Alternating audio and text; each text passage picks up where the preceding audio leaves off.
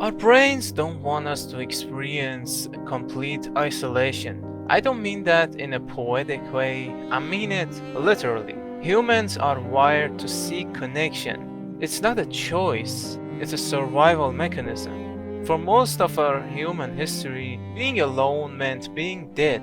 No tribe, no protection, no eyes watching your back while you sleep. Even now, thousands of years or even millions of years later, that instinct still fires in our brains, even when we're safe, even when we choose to be alone. In 1934, an American explorer named Richard Byrd spent 5 months completely alone in a small hut buried beneath the ice of Antarctica. He wasn't stranded. He was there to conduct meteorological experiment. Temperature outside dropped below -60 degrees. The wind screamed at 100 miles per hour. And for months, the only human voice he could hear was the echo of his own. At first, he filled his days with work, measures, and wind patterns, recording temperatures, maintaining the generators and cabin. But as the weeks turned into months, the silence grew louder. His thoughts began to turn on him. The sound of the wind became a whisper. The shadows began to move. He wrote in his journal that solitude is an excellent laboratory in which to observe the extent to which manners and habits are conditioned by others. And he also wrote, the senses were isolated in soundless dark. So, for that matter, was the mind. But one was stayed, while the other possessed the flight of a falcon, and the free choice and opportunity of the one everlastingly emphasized the poverty of the other. From the depths of my being would sometimes surge a fierce desire to be projected spectacularly into the living warmth and the movements the mind revisited. And in that frozen, soundless dark, he discovered something far more dangerous than frostbite or starvation, the terrifying weight of being truly and completely alone.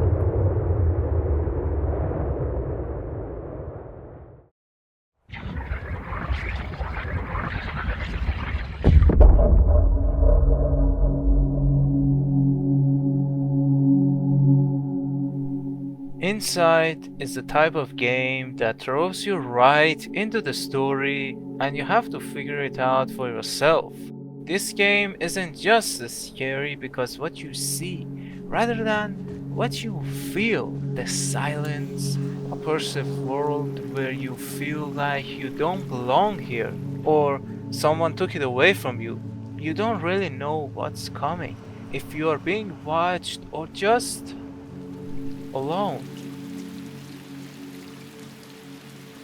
I'll do a brief overview on the story. Inside starts with a boy running through the woods, chased by masked men and dogs. Clearly, they don't care about the well-being of this boy. They just want to get him or stop him from escaping. This theme keeps on going throughout the whole game. And this game has some kind of a feeling that you can't get in any other games. Game never explains anything. You have to figure it out for yourself. And that's the main reason it felt so weird. The fear of unknown. I just wanted to talk about the fear of being alone in this video, but I found out every game that I want to talk about have the same thing in common. Unknown. Inside is such a great example on maneuvering on this part, even more than the loneliness. You never know what's really going on. You don't have a straight answer. You're just wondering what is going on. This is the best type of storytelling. Your brain tries to fill the blanks, but game keeps adding more and more questions as you move on. And that uncertainty, not knowing what's going on or what you're dealing with, it's the most primal kind of fear that you can experience. It's one of the few games that made me feel fear without ever scaring me directly. The kind of fear that somehow goes under your skin.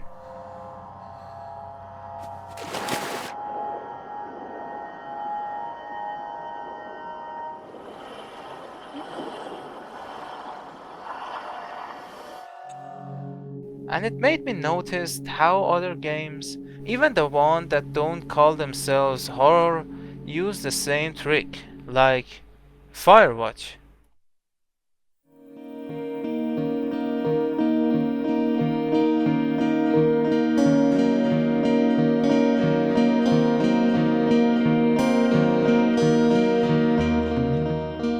Firewatch isn't a horror game, but it's one of those games that somehow keeps you on edge, even when nothing bad's really happening. It takes place in 1989.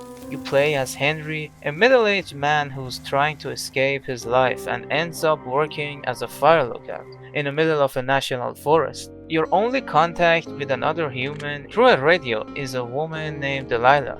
You never see her, you just hear her voice. Hello? Whoever this is?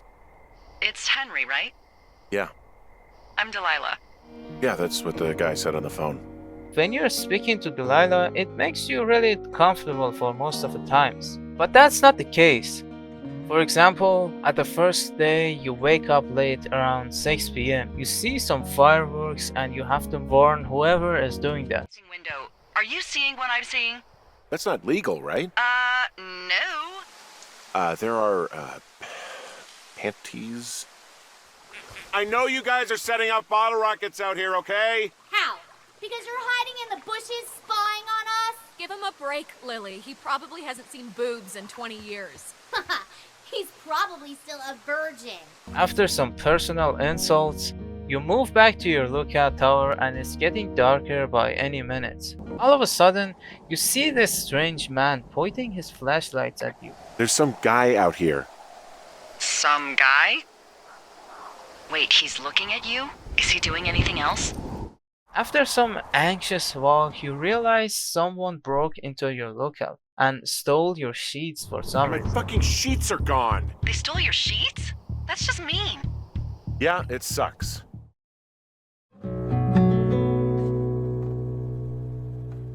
After that night, I was really on edge and careful throughout the whole game because I didn't expect something like that. It felt so realistic.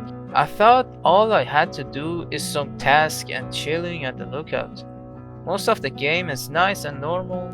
I mentioned this game because it's not a horror game, but it uses the topic of this video, the loneliness and the unknown. Maybe you felt comfortable throughout the whole game, maybe it was just my experience. I was convinced that nothing really bad is going to happen until this moment, when I found a piece of paper that someone is writing the conversation of Henry and Delilah. What the, Dee, I found a clipboard down here and there's something strange going on. And few seconds later, this happens. You didn't find... I found a walkie-talkie out here too.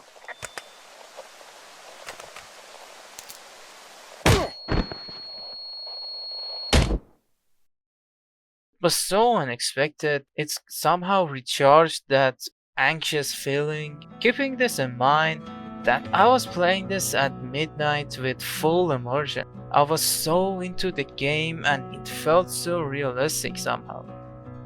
Later on, you came across this camp or shed. It's abandoned, but after that incident, I always felt on edge. I was just looking around and forgetting about the beauty that this game provided.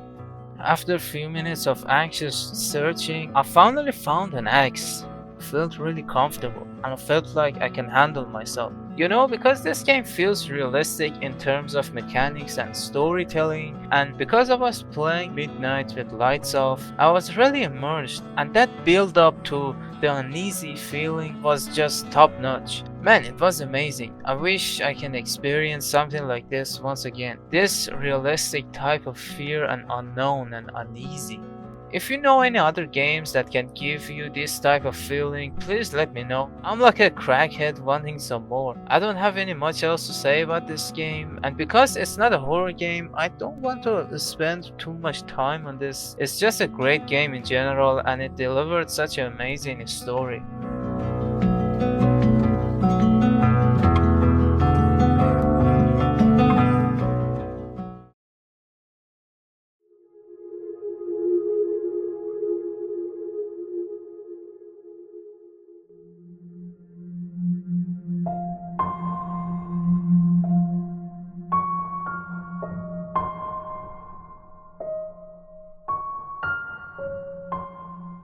In Firewatch, you fear what might be out there.